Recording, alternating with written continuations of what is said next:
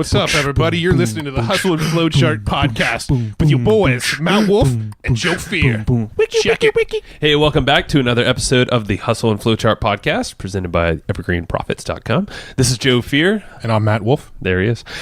And today on the episode, we have Dennis Yu from Blitz Metrics that's going to break down some really fascinating things about Facebook and how to use just tricky psychology and different inception tactics with very simple, very budget-friendly tactics. But before I get into kind of introducing him a little bit more so, just wanted to remind you of the purpose of why we're even doing this in the first place, the podcast, Hustle and Flowchart, but also everything at Evergreen Profits, is to show you a completely different new lens, a different way to look at your job. If you have a job, that's totally cool.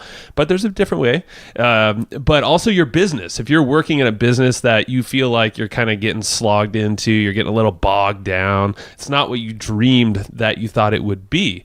But society kind of tells you, oh, just work hard, hustle. You got to do everything yourself. We're here to show you that there are better ways to work and to ultimately live and spend your time day to day in a way that you can feel this way of quote unquote retirement, where you actually can like benefit from all of the work that you're doing. And now the business isn't here for you to serve it. It's the other way around. The business serves you.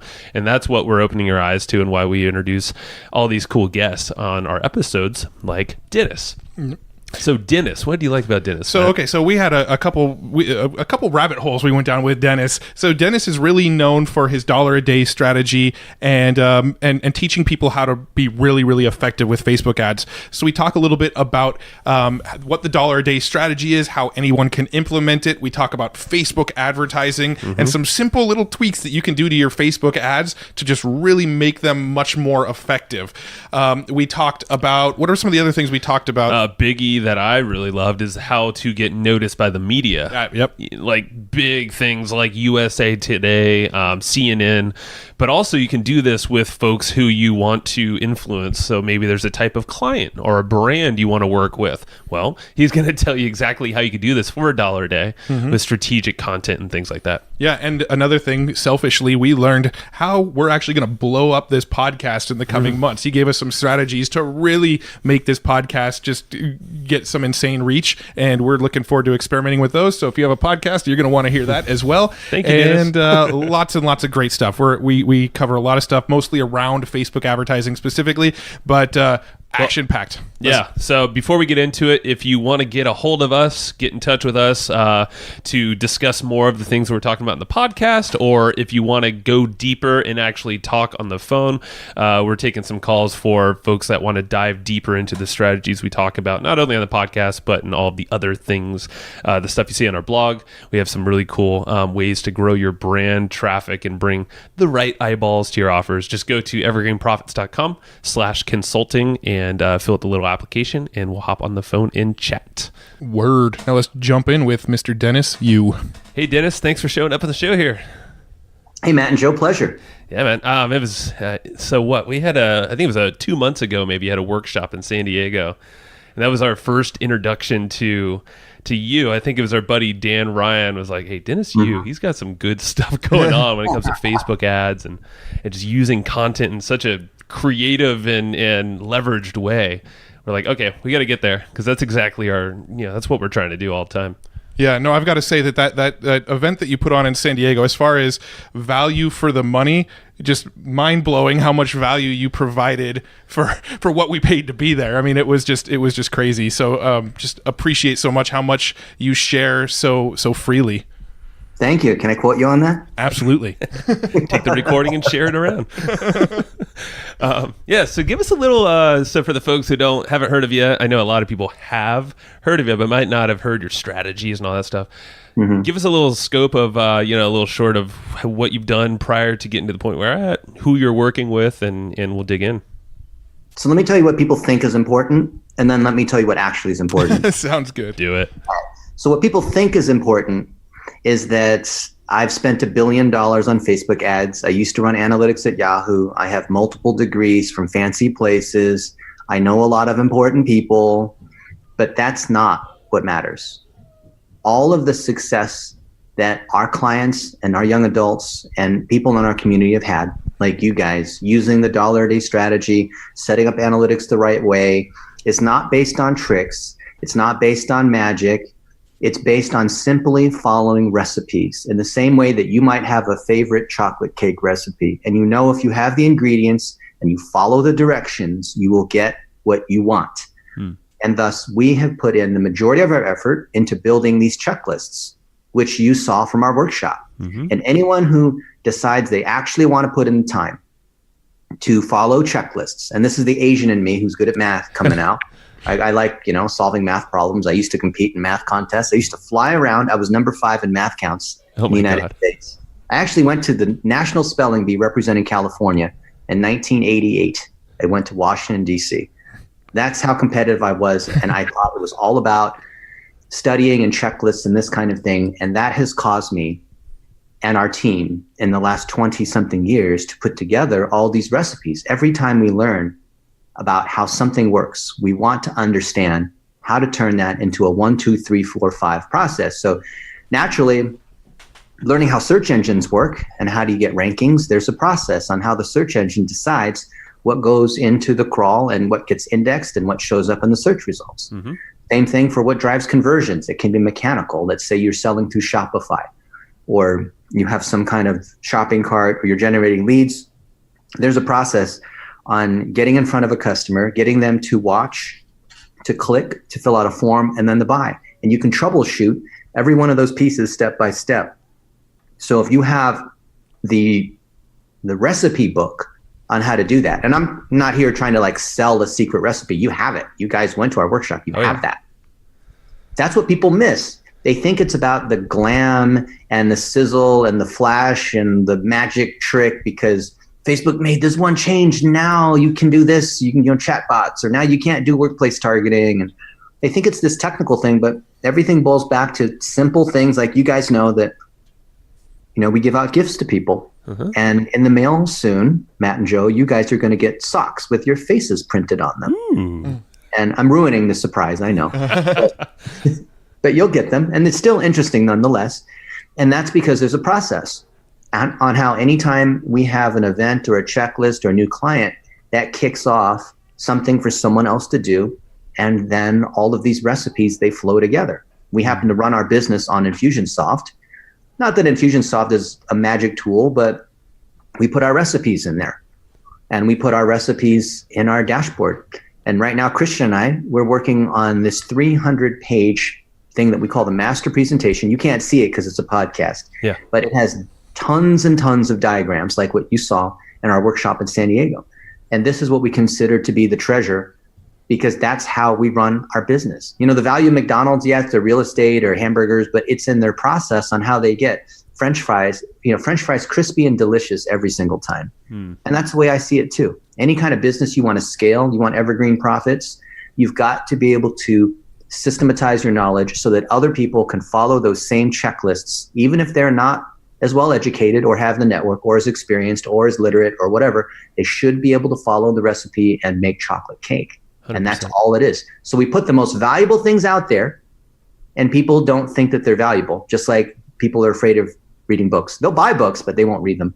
They love to go to events. It makes them feel good. Tony Robbins and all that kind of stuff. But the power, guys, is in the checklists. Yeah, and that's exactly what we've done with our business is, first start checklisting and, SOPing everything that we can ourselves. And then obviously you hire someone like a project manager, ops manager, and then you just expand upon those. And like you said with McDonald's, I mean, they're hiring, minimum wage workers to produce the same consistent quality throughout the world. Yeah.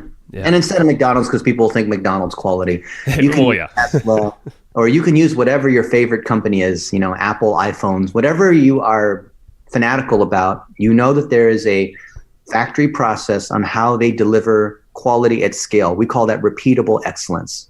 And all the things that people know us for, like they'll come to workshops or clients will buy consulting and will tune their ad account. And, we figured out the thing that's broken and now they're making more money. There's tons and tons of case studies about stuff like that. And they'll think it's because we have some detailed magical understanding of the algorithm. And I think we understand it well, but what they don't realize is that it's all a bunch of little lightweight optimizations, little iterations where you guys know that we see the foundation of Facebook marketing as 1-minute videos. You've got to create lots and lots of 1-minute videos. You can take your 1-hour webinars, podcasts, interviews, and chop them into 1-minute things, sequence them together, run them on YouTube as well. And the distribution and tuning and transcribing and modifying and recombining of content requires lots of checklists. So to be successful on Facebook, which is Sheryl Sandberg, their COO, who's basically running the company, it's not Mark Zuckerberg, is she believes she called it word of mouth at scale. And we believe that, not as some, Facebook corporate PR mega giant kind of tagline, but we recognize that that's how their system is built. The newsfeed is based on what your friends are doing. So if you as a business, an entrepreneur, a startup, you want to grow your business, you have to create word of mouth of scale, which is getting the positive mentions that other people have said about you, sharing the expertise that you have in 1-minute videos, lightweight touches, just like what friends would normally say. Like Christian had In-N-Out for the first time yesterday. You guys ever had In-N-Out? Are you kidding? We live in San Diego, so we grew up on it. So Christian, what do you think of In-N-Out? It was all that it was hyped up to be. It was, but did you see any of their ads? No. No, they don't advertise. Nope. No, They don't. advertise on the radio, actually. Really? It's very, very rare, though. Yeah, it's extremely in San rare. Diego, you do hear it on the radio from time to time, but that's about it. But you go to an In-N-Out, and when they first opened, there was literally a line down the street. That's not an exaggeration. And still to this day, at 10 o'clock at night, there'll be a line wrapped around the building. And you're like, what the hell is so special with these things? But is it that good? I don't think... I know Matt doesn't. They're good, but they're not like groundbreaking good. Well, in San Diego, there's probably 5 other burger places I go to before In-N-Out, but whenever people come to town, they always want to go to In-N-Out. That's right. So do you think In-N-Out's growing because they have an amazing digital marketing strategy? No. Okay. So you know that for the last 5 years, we've been running ads for the Golden State Warriors, and we have been spending maybe $1 million and we'll generate $40 million in ticket revenue, provable through Ticketmaster, right? That looks incredible. And that's legit revenue. Facebook will say it, Ticketmaster, the American Marketing Association, all these guys, the Warriors themselves, they love that revenue, right? And some people will be cynical and they'll say, well, if you want to be the best social media agency out there, then you need to find the NBA championship winning team and have them as your client. Right. Like, come on, give us a little bit of credit. Hey, man, you set yourself up with a good team to partner with, And so we knew that years ago, before they became, dominant and Kevin Durant and all that kind of stuff. Right. And we set up tests to show what the incremental difference was with and without the campaigns that we're running. And it's the same thing with In-N-Out. People like it.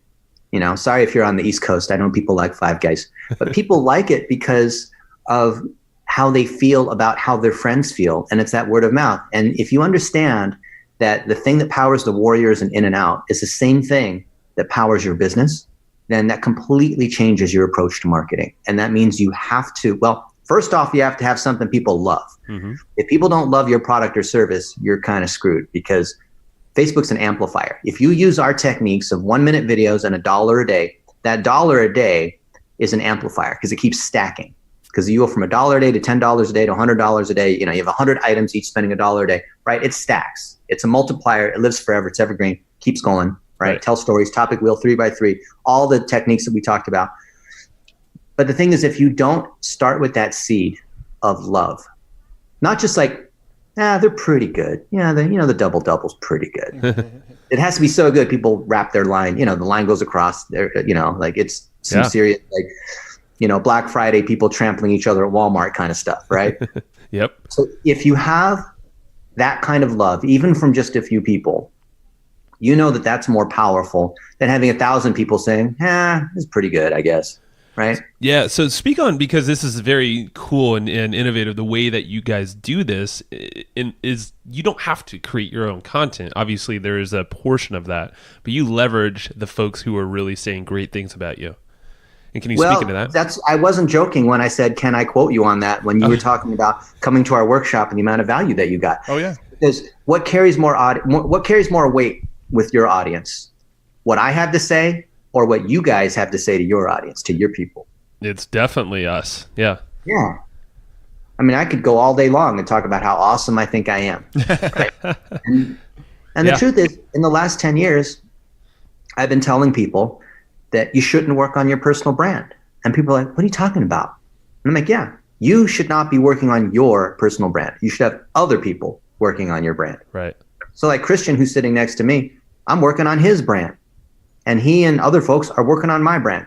You know, never work on your own brand because you want other people to be talking about you. If you're talking about you, then you're some self-pompous, peacocking, bragging, chest beating kind of, you don't want to be a prima donna, right? You want the customers to do the work for you, which means you need a process to gather that at scale. So what do? We have young adults and we have virtual assistants from the Philippines making $3 an hour or more, and they're gathering all of these mentions.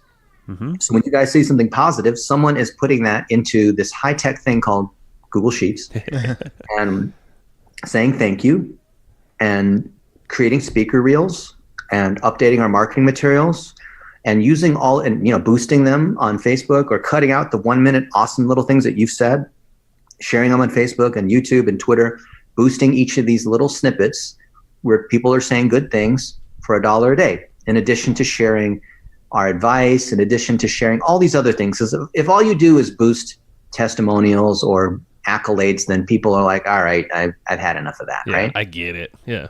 But if you share your expertise, like we're here in this podcast, we're openly sharing. You can ask whatever question. I'll share. It's not like, oh, you got to come to our mastermind to get that. It's some secret. Like, no, there's no secret. It's all driven by checklists. Now, can we cover everything we know about every single checklist in 45 minutes? No. But you can talk about any one particular item if you want, right? And that's right. No secret, right? I love it. Yeah, and that's the powerful approach is just leveraging others and the way you were saying. But I'm very curious, and I want to hear your rundown because we've definitely explained this to some of our own clients. We've referenced it with just folks we talked to about the 3-part video sequence that you have for the $1 a day strategy. Yep. Let's go into that and explain what that is and how folks can apply it. Okay, so there's a 3-part funnel that happens to work on Facebook and work everywhere in digital. Facebook calls it awareness, consideration, and conversion, which is for the top, middle, and bottom of the funnel. We call it awareness, engagement, conversion, which is almost identical. Mm-hmm. So if you follow those parts of the funnel, that also aligns with know, like, and trust. Because people have to know you before they can like you, and they have to like you before they can trust you. Mm-hmm. That also corresponds with why, how, and what.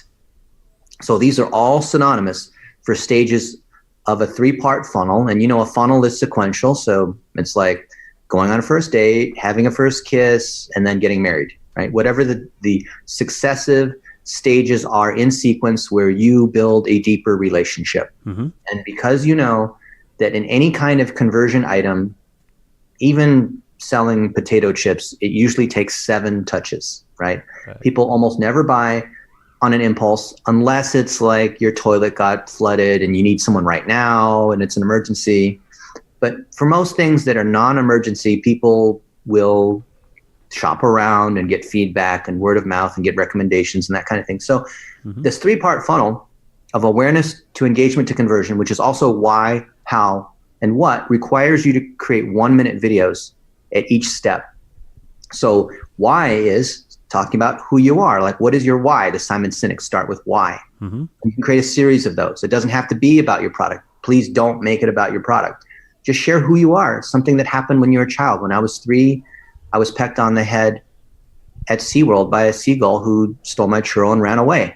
Says Logan Young, who's my co-founder. That's not my story. That's his story. When I was 18, I dropped out of high school. I wanted to be a professional athlete and an entrepreneur.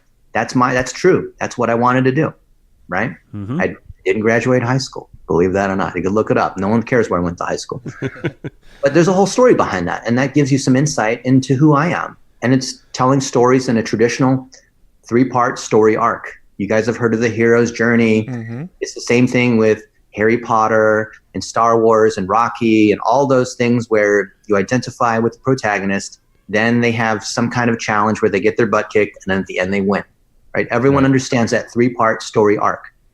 You have to follow the same arc, even though you're not creating a movie. You're not Steven Spielberg, right? So if you understand that, people have to identify with who you are. That's the why. So they understand that your values, or, oh yeah, I was once dumped by a girl too. Or I also had a challenge where some people decide to put out these, like, I was hitting rock bottom and I wanted to commit suicide because I was an alcoholic. Or you don't have to have those kinds of traumatic life and death stories. It could be like, I was cut off in the parking lot by this woman and I got mad at her and she gave me the finger. It could be whatever, right? Just anything like stories. relatable. Yeah. People see that you're a human, right? So that's the why. And the how comes after the why, where you're sharing some kind of expertise. Like maybe we share, how do we tune our Facebook ads? Just one piece of expertise, not everything, but whatever you can cram into a specific tip in 1 minute. Like I can give you a 1-minute story on how do you order bobbleheads from China that will delight people and customize them the right way and have them not break, right? And who do we use and how much does it cost? Like I can tell you in 1 minute how to do that, right? I can tell you in 1 minute how I use Southwest Airlines to maximize the amount of points that I earn using Companion Pass. There you go. Right? And using their credit card, right? That's a piece of advice. So if you fly a lot and you fly Southwest Airlines, then you might find that helpful, right? Mm-hmm. You're just sharing expertise. At no point am I selling anything, right? And then after sharing expertise, which is how, because I've gone from why to how, then what is what I'm selling? Hey, I've got this course on Facebook ads. Hey, I've got this package where we will implement your digital plumbing, which is all your pixels and your tracking and custom audiences and all that kind of stuff. Hey, we have this membership. It's $159 a month, and we cover things that you as an entrepreneur would want to learn about. Like, how do you hire people? How do you travel without getting ripped off at the last minute? How do you prepare for conferences so you get the maximum amount of leads? How do you build your personal brands? How do you hire virtual assistants? How do you get young adults to work at scale without flaking out? How do you do, we'll teach you how to do all these things, and it's $159 a month, right? Then I have permission to sell. That's the what. What's the product or service? But if I came out and told you right away, hey, we have a 3-day mastermind in Phoenix. It's $7,500 for you to come for 3 days. Right? You'd say, are you kidding? Imagine that was the first touch. There was no relationship building. There was no sharing of expertise. There is no trust. There's no amplifying what other people have to say about you. I'm just some stranger. We're having, you're having dinner with your friend at wherever your favorite place is. We actually went to, what was that barbecue place we went to? The Rodizio Grill. We went to a Brazilian barbecue. Oh yeah. 2 days ago. Yeah, it's where they go around and the gauchos shave these meats at you. They have like 15 kinds of meats. Have you been to one of these things? Oh yeah, with the swords, and it's like red light, green light. Yeah, you have a little thing. It's red on one side and green the other, and you flip it over, and then they come at you, and then you have to turn it over, and it's red. But the minute you turn it over and it's green, they come swarm at you again. Yeah. But that was amazing. Now, if we didn't know about that kind of stuff from before, let's just say that we're having dinner there, because we like to eat there all the time. I got fat from eating at places like that. I was going to say, you can gorge. Oh, yeah. But you have to, because you feel like, if you're going to pay like $50 each, and you only eat like 2 pieces of meat, that's like, you got to go when you're hungry. You have to eat like past the point of being full, right? To feel like you got your money's worth. So, but let's say that, us 4 are having dinner at this place. And then some random dude comes up and says, hey, you should come join our mastermind. It's $7,500 for 3 days in Phoenix. Like, what would you do, right? You're like, bye. See ya. Go away. let's say that it was someone that Matt knew. And Matt's like, oh, dude, I didn't know you're in town. What's up, dude? Can you join us for dinner? Yeah. And then they say, yeah, I'd love to. And then over the course of the conversation, when there's a lot of trust and you guys have built a relationship over time, maybe Joe doesn't know the guy, but let's say Matt knows this guy who sat down and has dinner with us. And in a natural sort of way, this guy recommends, hey, you should come to our workshop. Or let's say it's me and I say, hey, you should come to our workshop, right? Yep. Then you have trust. And all of us understand that that's how selling occurs. But when it comes to online, people decide that they can just be jerks, or that the real world etiquette rules don't apply. Sure. And then do all these stupid things like automate and spam people and have chatbots and have auto dialers and like all these ridiculous kinds of things. Like, you would never do that in real life. Right. It's that keyboard warrior, the personality, the the face, just being a human just drops for some reason. And, Yeah. and that's where the power of your video strategy, and like you said, any piece of content can then, you can turn that completely around if you approach it the correct way. You want to know something ridiculous?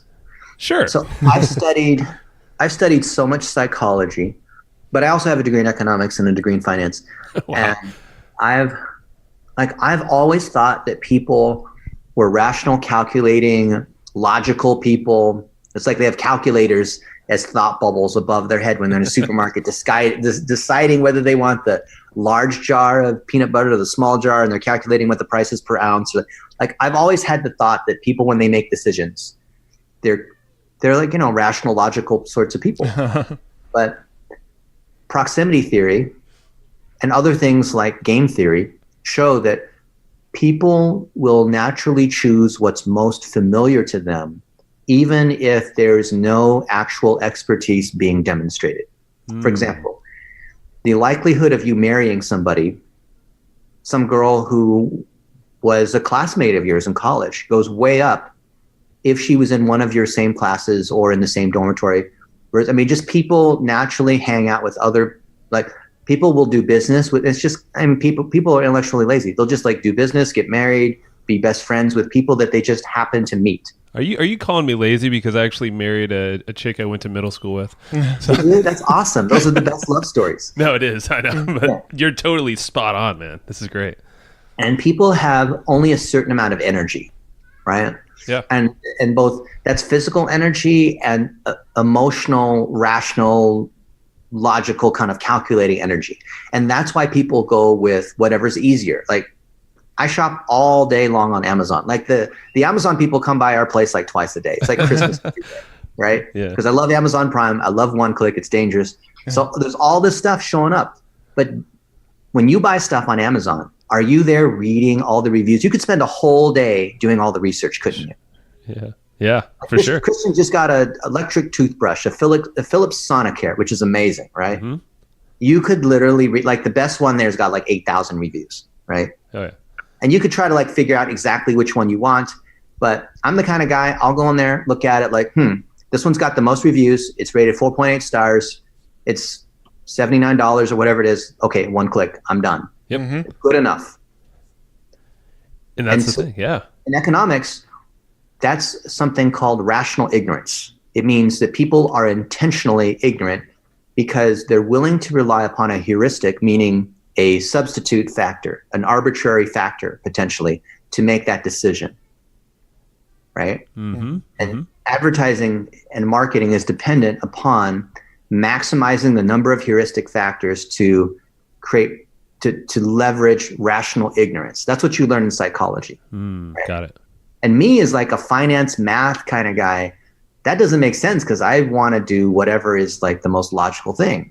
But people are not, when they're in relationships. So when you want to marry your middle school sweetheart, it's not like you're calculating how many points this one girl's worth and this other point, and this other girl's like, how many points of beauty, how many points of intelligence, how many points of money, how many points, and you're just like calculating how many points each of these women have, right? You're not doing that, right? Sure. Maybe somebody's doing that. Some analytical guy, yeah. Yeah, I used to do stuff like that. Well, this poses a good question because this is something that Matt and I were kind of stuck in for a while, and I think a lot of folks listening to this are probably feeling the same as direct marketing. They're trying to measure from start to finish exactly what you're saying. They're trying to make sure every dollar spent is perfectly going to bring them an ROI, or else they're not going to do it. Or if they can't track it, they're not going to do it. Yeah, and I think just being at the workshop that we were at, that was one of the things that we took away from that workshop, was sort of breaking out of that thinking of everything we do needs to have a direct result right away, immediately, how much money in, how much money out. Yeah, are you a pickup artist or are you developing relationships over time? We're not saying blindly invest. Like Gary Vaynerchuk and I have had a couple disagreements, shall we say. So he knows that I love to talk about analytics, and he'll counter it by saying, what's the ROI of your mom? Right? To which I'm like, come on. and I'll say, he's so fast, like you cannot get, he's like a stand-up comedian. He's so fast, like if you take even a millisecond to say something, he's like already on to the next thing. Oh yeah. You lose it instantly. I don't know how many, this guy's like unlimited. It's like verbal diarrhea. It's amazing. But what I would say to that is, to his point, is the most valuable things can't be measured, and the things that can be measured by definition are not as valuable. And another way of looking at that is saying the best things in life are free, but like love and respect and like health or whatever. But the second best things in life are really expensive. That's right. So if you're a direct marketer and you realize that's the case, then you might think about, how do you measure the value of your brand, of your company brand?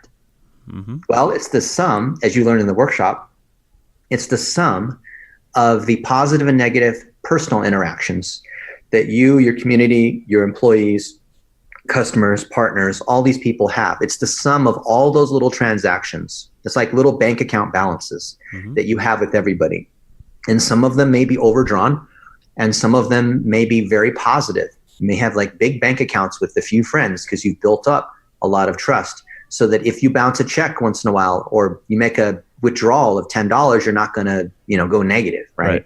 And so we view at scale, when you are building relationships and building your customer base, you want to constantly be making small deposits.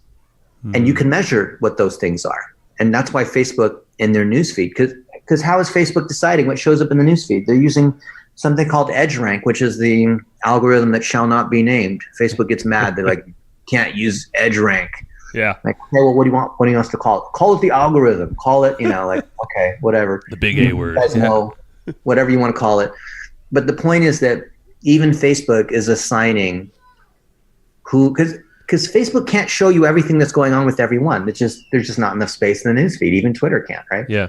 So they have to decide who they think is who like your best friends are, right?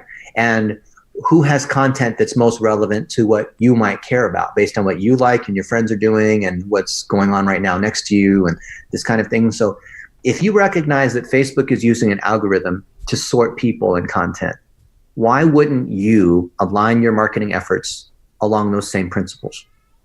It makes perfect sense. And I love the whole, you're depositing, you're growing these like thermometers with all the folks out there who are actually engaged with you. And like what Matt and I have been starting to call it is almost brand equity. So monetary, you might have one line doing something, but the brand, especially with the dollar a day strategy, that can completely compound. And whereas your revenue might not be in line perfectly, but it sure as hell going to rise with it if you're doing, all the way down to the what style videos with call to actions and whatnot. Yeah, it's patience, because you're making, it's the difference between being a gardener where you're planting seeds and it takes time. You can't just plant. I used to grow heirloom tomatoes. When I worked at Yahoo, I had 12 varieties of heirloom tomato. I had every single kind: black crim, sweet 1000s, yellow peach, different beefsteak, different like cherry tomato types. I had ones that like green zebra, which are like purple and green zigzag stripes on them. I've had those. Those are pretty crazy. Yeah. And once you have them, then you realize supermarket tomatoes taste like cardboard. They do. They're just terrible. But the thing is that I was so careful. I bought multiple books on how do you grow tomatoes and how do you prepare the soil in the right way. You have to use room temperature water. You have to use fertilizer. You have to dig holes 3 feet deep so that the root system can build, right? Like I was like hardcore into tomatoes, okay? Yeah. And I understood that it took 6 to 10 weeks for these tomato plants to grow. They would grow almost 10 feet tall. Wow. I would yield 1,000 pounds of tomatoes from my tomato trees, basically. People would come over and say, Dennis, those are tomato trees. Those aren't tomato plants. What are you doing? I had these wire mesh cages, these trellises that they would grow on because they were so heavy. They needed to be supported, right? With these poles and all this. And that's the way I view growing relationships and growing the brand equity that you're talking about. Because if I just was impulsive and I need sales right now and I'm a direct marketer and every dollar in, I need to see $1 back right away. Well, fine. I'm just going to go to Whole Foods and buy something right now. Yep.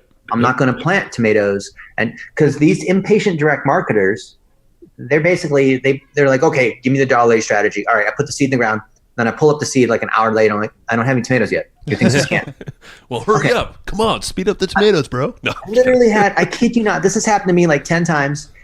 Where these guys that are gym owners, okay, maybe they own like 5 or 6 CrossFit gyms or whatever it is, right? Yeah.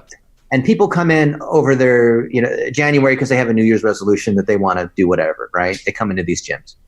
And of course, the gym owner or the instructors have to say, hey, you're not going to get 6-pack abs by next week. Okay, it's going to take a little bit of time. We got to put a program together, right? But these are the same, remember, these are what the gym owners are trying to do to set expectations with these new customers coming in. These very same gym owners come to us, and then we tell them, hey, we need to build a funnel of awareness to engagement to conversion. We need to sequence people through this different kind of content until eventually they get to the what content we can sell them when they are ready to buy, not when we happen to want them to buy. Yep.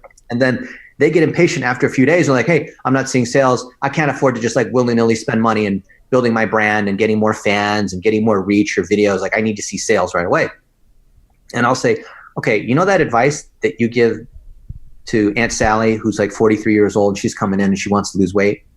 You should take that same advice for your digital marketing. Yes, we're all about driving sales, but you can't behave that way, okay? No, I love that analogy. That's actually a perfect analogy. It is. I mean, there's so much with business and fitness that you could like tie the analogies together, and that's just a perfect way to do it. Well, actually, interesting enough, I think Matt has used the tomato analogy before we ever knew you were a tomato grower. The fact that you said that, I was like, hell yes. It's coming to real life. That's awesome. Go ahead, Matt. No, so I have, how are you looking on time? Just We're good. We're good. Okay, I've got two little rabbit holes that I think it would be kind of fun to go down. One of them, when we were at the workshop, you kind of had a little bit of a system or process for getting on the radar of publication. So if there's people out there that maybe want to get featured in like an Entrepreneur magazine or an Inc. magazine, or or at least their website or something, you had some tips for people on how to get their attention so that you could potentially be featured on some of those platforms. Is that something you would mind discussing real quick? Of course. I'll tell you all the secrets. Sweet. So you guys probably know that my co-founder, Logan Young, was interviewed on CNN. And they interviewed him about the whole Facebook thing where, Mark Zuckerberg went to Congress and he said, Senator, we run ads, right? So CNN asked Logan his opinion on whether Facebook was in trouble. Does this, mean doom for advertisers? What's going to happen with the government? Are they going to regulate? Like, asking him all these questions as the authority on all this Facebook stuff. But how did he get there? Why would CNN pick this guy who 3 years ago was driving for Pizza Hut for $9 an hour and didn't even know who Mark Zuckerberg was and had no digital marketing expertise 3 years ago? Why would CNN today ask him to be the guy to ask questions about live in front of millions of people? Right? Yeah. Why? I'm assuming because he somehow managed to get on their radar using unique Facebook ads. That's right. And that's because he was featured 3 or 4 times on USA Today. And USA Today asked him all these questions about, hey, so these Russians that had 170 million impressions and bought ads, how does that targeting work? And what kinds of ways did they structure their ad campaigns? How does Facebook how does their algorithm work and all this? And the way that he got on the USA Today was because he's taught workshops and because he's taken pictures and videos of himself at Facebook's headquarters multiple times. And he's been to Facebook's offices all over the world. He's keynoted at conferences all over the world, right? Could be Social Media Marketing World or Traffic and Conversion Summit or any of these other big ones. You know what the names of them are, right? He's spoken at all these, and that's created authority. Speaking at the conference is not enough, because what are we taking at these conferences? 1-minute videos.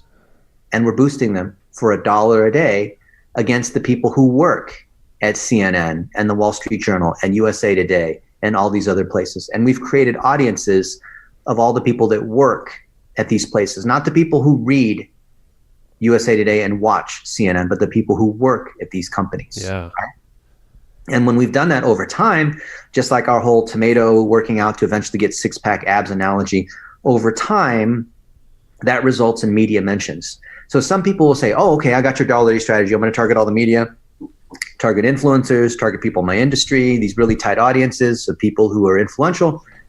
And so I tried that for a week. I boosted one post and I I wasn't on CNN the next day. So your thing's a scam.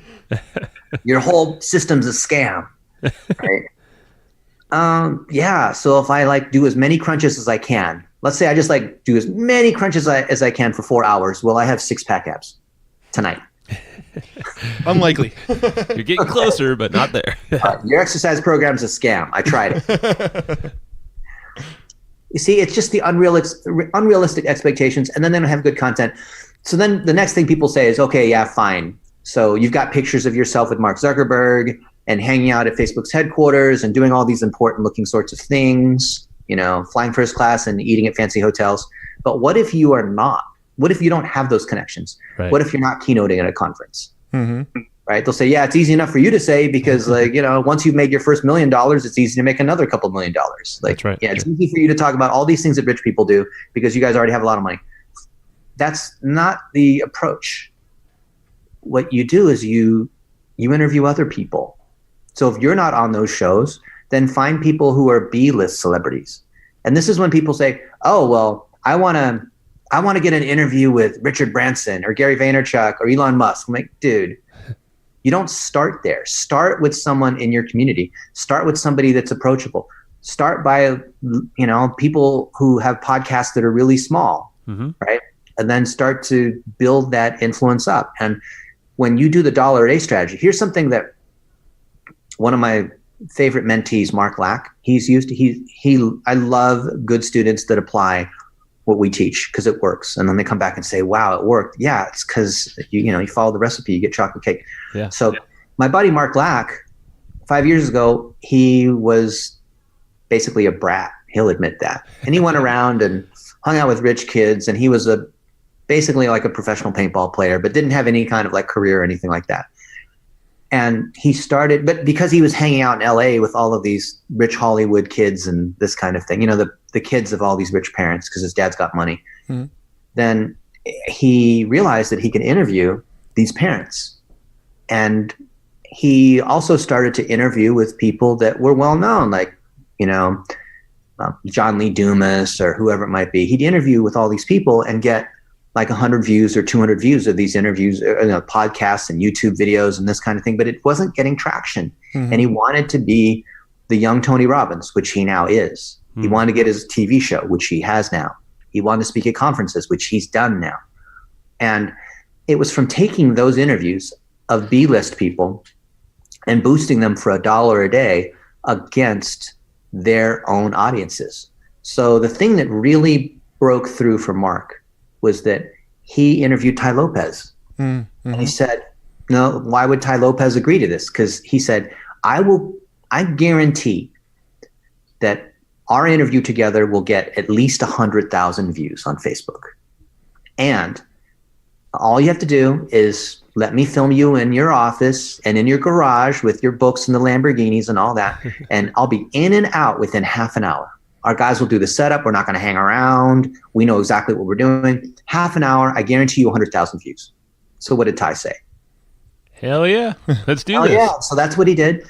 Filmed a good interview, did his research, didn't waste time. Right. He knows how to talk. Both of them know how to talk. I would argue that Mark is a slicker talker, but Ty has more money. And then he took those interviews on Facebook and boosted them to Ty's audience. Yes. And got these things up to 200, 300,000, 500,000 views. Ty saw that. But guess who else saw that? Grant Cardone and Naveen Jain and Gary Vaynerchuk and Tony Robbins and Tillman Fertitta. And now Mark's had interviews with tons of billionaires. So why does he even care with having, interviews with millionaires when he can have interviews with billionaires? There you go. Right? He's interviewed most of the Shark Tank people. He's got a really good one with Damon John. We've cut that into a few different segments and boosted that out there. So all you need is that one piece. Even if you don't have any kind of fame, you can approach someone who's B-list or even A-list. I don't recommend approaching an A-list person if you're not a pro at interviewing, because you're going to blow it. You don't want to blow your first one. Right. It just looks bad, okay? Like, learn how to speak. Like, don't just go try to keynote it. Well, first off, these conference organizers won't let you keynote unless you're a proven speaker. Right? Yeah. Speak at a webinar. Speak on a panel first. Speak on a solo session before you want to be the keynote walking around making a fool of yourself. So, get something that is medium authority and boost it so that people can see. Just put $100 against the thing. Edit the 1-minute versions, find something that's working, get that cost per 10-second view down to a penny, and then you can generate tens of thousands of views that gives you the perceived authority, which then you take that post and you can reboost it to the media, right? You can boost it. Oh, yeah. Mark Lack could boost that initial interview to Ty Lopez or to his fans, and that'll generate tons of views because it's 18-year-old males in California, which people aren't targeting, so you get that traffic super cheap. Right. And then once that thing's generated lots of social proof, meaning lots of views, likes, comments, that kind of thing, then he changes that boost or creates a new ad targeting the media or targeting the people that are going to be at the National Association of Chiropractors or whatever. Let's say he's speaking at that conference next, right? Mm-hmm. You can take any of the content you've created, as you learned in our workshop, you can take any content, even if it's years old, and show it fresh to anyone that you want using the $1 a day tactic. You have to advertise. There's no other way to do it. Right. And that's absolutely amazing. I think that's what we love the most out of the workshop is because Matt and I have always been big proponents of repurposing content, but the way that you can now put any eyeballs you really want in front of that content, connect the two to open up doors that you never thought was possible with sticking with, I'm just going to grow my email list and blah, blah, blah. No. Leverage, Facebook. And I believe you could do this on LinkedIn as well as what you're doing as well, right? And other platforms. Yeah, you can, but you can't do it off a profile or it has to be a company profile. It's minimum $10 a day. The cost is too high. You can still do workplace and job title targeting. A lot of that is being pulled away from Facebook, unfortunately. Got it. Okay. Principle of $1 a day against 1-minute videos is evergreen. It'll last forever. It doesn't matter what changes Facebook has. Yet 99% of people, they'll listen to this podcast if your audience is like any of these other audiences, and they'll say, oh, that's really interesting, and not do anything. Mm-hmm. That's right. No, that's true. Yeah, I mean, when we went to the event, one of the things that was a big takeaway for me was, we boost a lot of content. We run Facebook ads all the time, but it's always our content, right? It's always the stuff that's on our website. It was always very focused on getting more people back to our website. And one of the things we started doing after your event was we started rounding up in a spreadsheet anywhere we've been mentioned, any other podcasts we've been featured on, YouTube videos where people interviewed us, and we rounded all those up into a spreadsheet, and we started boosting content or boosting posts to other people's websites, other people's content that sort of boosted our brand, boosted our awareness, boosted our credibility. We started boosting that stuff and stopped focusing as much on boosting stuff on our own website. And what have you noticed? Well, one thing I can tell you that we've noticed is pretty much anytime we go to any sort of networking event or conference or anything like that, we get people coming up to us now saying, I see your ads everywhere. I know about you guys because of your podcast. Mm-hmm. And up until 2 months ago, we didn't know, we never really heard much feedback about our podcast. But just in the last couple of months, it's just constant. Every time we go anywhere, people seem to know us from our podcast. Even though we're boosting our podcast less frequently, we're actually boosting content on other people's sites more frequently. And that's the trick. If I had a choice of boosting a blog post that's on blitzmetrics.com versus a guest post that I've written on Social Media Examiner, mm-hmm. I will spend money to boost the Social Media Examiner post. Meaning, and I've had this argument hundreds of times, I prefer spending money to send traffic to other people's websites. And then they'll say, why would you do that? Because then you don't get to fire your pixel. And then, you want to send them to your site because then you could sell them consulting and packages and all that. I'm like, yes, but we have to move through the cycle of know, like, and trust. We have to establish credibility. We have to educate them. We have to show them that we know what we're talking about. And if they want to hire you, if they want to reach out, believe me, they will find a way to reach out. That's right. It's not about like your landing page design. They will find you if they want to find you. Yeah, and not to mention too that the more you do that kind of stuff where you boost to other people's podcasts, the more podcasters want to have you on because they know you're going to drive traffic back to them. Yeah. And so we are going to spend our money to boost your podcast and send traffic to your site. Why wouldn't you like that? That's Absolutely. Right. And that's the exact same thing we do with other podcasts we go on. So I love it. Yeah. Because you're the media. You have to think of this is the whole inception thing, the whole thing behind $1 a day, which is the dream inside the dream inside the dream. Inception, the movie. Sure. is that you, in order to influence the media, you have to become the media. You have to treat yourselves like the media because you have authority instead of you're just some salesperson, buy my stuff, buy my stuff. And that's the shift. When people have that bit shift in their mind, everything in Facebook opens up and they realize that the authority comes from them interviewing other people on high power stages or high power events, right? And it's the sharing of that where you're trying to make other people look good, that then they reciprocate. So nowhere here do I really want to talk about myself, but I know that if we share our knowledge and I give you our checklists and they're good checklists, and we know that if you try these recipes, because we've tried them many, many, many times and they work, then you're going to do our marketing for us. And that's when we want to boost your content, because I want to boost the things that you're saying that are good about us, which has always been good, right? Yeah. Take that, direct marketers. No, I'm just kidding. No, really, it's a perfect combination if direct marketers can wrap their brains around this and, bring a little patience to their lives, put some money behind that. You pair this strategy along with some great strategies of firing pixels and all that, you're just going to exponentially help everything in the process. Yeah. And then just like you talk about with Evergreen profits or building systematic, repeatable, hands-free, residual income kinds of, like 4-hour work week kind of stuff. This is exactly in line with that, because the things that are producing us revenue today, most of them are seeds that we planted 10 years ago plus.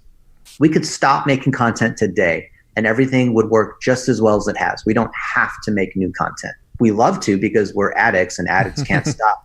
But I think they must put crack inside the In-N-Out hamburgers. That's amazing.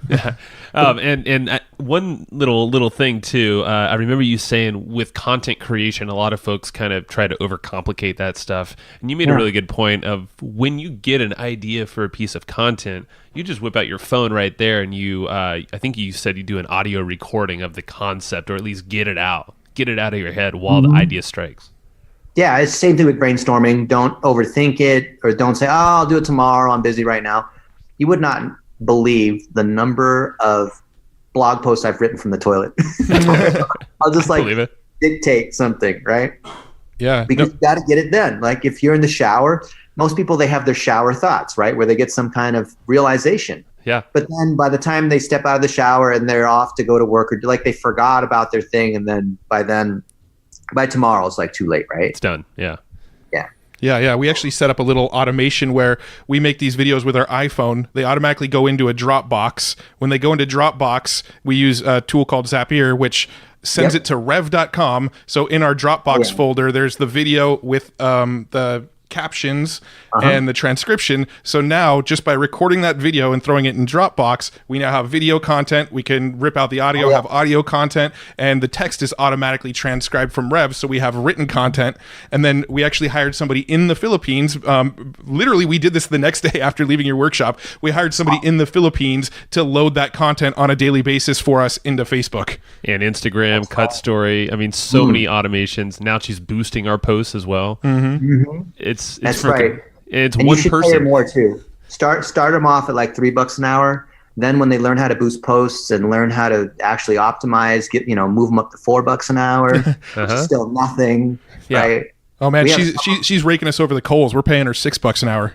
$6. Wow, she must be pretty good. You can give her our training too, right? So she can level up. That's actually a very good point. Yeah. How many VAs do you have? Well, VAs, as far as social media, we've just got the one. We also have an operations manager, and we've got a customer support person, and we've got a couple salespeople. But as far as VAs for like handling that kind of stuff from the Philippines, we just have the one right now. Oh man, once you get past 3 VAs or 4 VAs, you start to tap into magic, because then you have VAs that are managing and hiring and screening and training other VAs, right? Yeah. So this one girl, she's amazing. See if she might be able to train up other people. And then you could even, provided that you're a sharing kind of non-greedy person, you could kind of farm her out to some of your friends and have her, set up their stuff, and then hire a couple more people. And then she's managing a team of people doing this across your clients. That's funny you say that, because we were literally just talking today of how we're going to start doing a lot more done for you type setups for things partially and use her as to farm her out. But this is perfect. Yeah. Absolutely. And then send me an email and I'll send you our VA hiring guide and our processes. And it has all of our canned notes on what we send to our VAs at every step of the process. And that includes our training too. Love wow, it. That's Love awesome, it. Dennis. Thank you. We will. No, I had one last sort of quick question I wanted to ask before we wrap up here, and it was going back to Facebook ads. You, when we went to the event, you gave some really cool tips. I remember one of the tips was when you post your Facebook ads, start using the feelings, right? I'm feeling happy, I'm feeling excited, and it seems like that kind of helps give a little boost. Are there any other little like quick tips, like little quick hits that people can do that might improve their ads? Oh yeah. So the reason why you do the feeling, like I like to do feeling inspired, feeling happy, or feeling angry as my favorite emoticons that I like to use. I can use like traveling to or other activities, celebrating a birthday. The reason why that works is that's the kind of thing that a friend would say as opposed to a brand or someone trying to sell you something would say. So the more you can make your stuff not look like an advertisement, the more it's going to pass that initial screen. And that's why the 1-minute video shot on your iPhone will often outperform the $50,000 professionally produced cinematography kind of stuff that you see made. Because that stuff is obviously a commercial. So let me tell you 4 or 5 things that fit in that same kind of mindset on getting ads to work because it looks like something from a person. One is have it come from a public figure page, not your brand page. So it's your face, it's your name. You know, it's not Joe of Evergreen Profits. You know, it's first name, last name. 2, set up a chat bot. We really like Mobile Monkey, and a chat bot will deliver messages and simulate what it's like to have a chat with the friend. If you have lightweight touches where you're not trying to sell, maybe you collect an email address, maybe you share a link to something, right? So you're simulating what a true friend-to-friend human interaction would be like. 3 is you share photos with short little captions, not paragraphs and paragraphs of stuff. 4, don't use hashtags. This is not Twitter or Instagram, right? 5, do not put links inside your posts because then it looks like a brand trying to promote stuff, right? Have everything look as human as possible, as if a user had put it out there, and then boost it to the people that you want to see so that even though it's going to say sponsored in gray, which means it's an ad, if you have enough social proof where it says Matt and Joe and Christian like this, that's what people are going to see, and they're not going to see the little gray sponsored thing. Right. I love how you have to describe to us how to be human. Isn't that funny? So people come to us for tech geek stuff, and here we are telling them about social etiquette. Right. And then they come out of these workshops saying, oh my goodness, my mind was blown. It was amazing. It was all this like technical stuff about the algorithm. Like, no, dude, just act like you would with your friends if you were eating at the Brazilian barbecue where they're slicing steaks at you. Act like you would act there, okay? Now, I have a quick follow-up question based on what you said. Is there a place for the actual brand page? Because, you know, obviously Joe and I were business partners, so I have a personal page, he has a personal page, and then we have the brand page. So right now, almost all of our social media content is going out through the brand page because that's sort of our combined effort. So I was wondering what your thoughts on that are. So you guys are a two-headed dragon. So you should have a public figure page for each of you. Don't be like those people that have Facebook profiles where it's like you can't tell it's like there's 2 faces in the profile picture and you can't, you know what I'm talking about? Right. Maybe like a girlfriend and her boyfriend's there, but then they're both like equally in the picture, so you can't like tell who's like which one. Like, don't do that. Have one public figure page, which is not a profile. One public figure page for each of you, and then you guys are sharing. Remember we talked about why, how, and what. So that's top, middle, and bottom of the funnel. You're going to share your why and your how content from your public figure page. The stuff that you're selling, which is the what, you're going to have that on the Evergreen Profits brand page. So you're going to sequence people there. You can remarket. We don't have time to really talk about how you set up remarketing, but basically people who watch video 1 or engage with a particular page, then tell them about this particular product or service or consulting or whatever you have, right? Makes perfect sense. Yeah. All the relatability stuff comes from the public figure pages. You do all that engagement, get them hot and bothered, get them interested in what you're doing, and then you hit them with the EGP, which is still our brand. But then that's you don't send them straight to the brand page because that is a hard sell, and you got to warm them up, like you said. Yeah, I love it. No, it makes perfect sense. That was the debate we had, and I'm gonna have to adjust a few things, but that's okay. We're pretty close. Yeah. Cool. Well, Matt, did you have anything else? We covered so much ground. This has been amazing. Are you doing more of these workshops? If people listening are interested in maybe seeing you speak and diving deeper on this, are you doing more of those? Yeah, we have workshops every month. Our next workshop, which you guys should consider coming, we'll give you a sweetheart deal, is August 23rd to 25th in Phoenix at Infusionsoft's headquarters. It's 3 full days. Wow. And you can find out about it at blitzmetrics.com/workshop, or you can go to teamblitznation.com and you'll see that we have a membership, which is $159 a month. And if you get the VIP, you get to go to both of the 3-day workshops, which are in Phoenix, in person, hang out with our team. It's an implementation workshop, not like a conference. It's a mastermind, plus we bring our people to help implement everything. Love it. Yeah, no, you guys are the real deal. And anyone listening, definitely, the workshop is worth every penny, even if you don't take up the VIP thing, but definitely do that because let's take a lot of weight off your shoulders. You're already doing enough.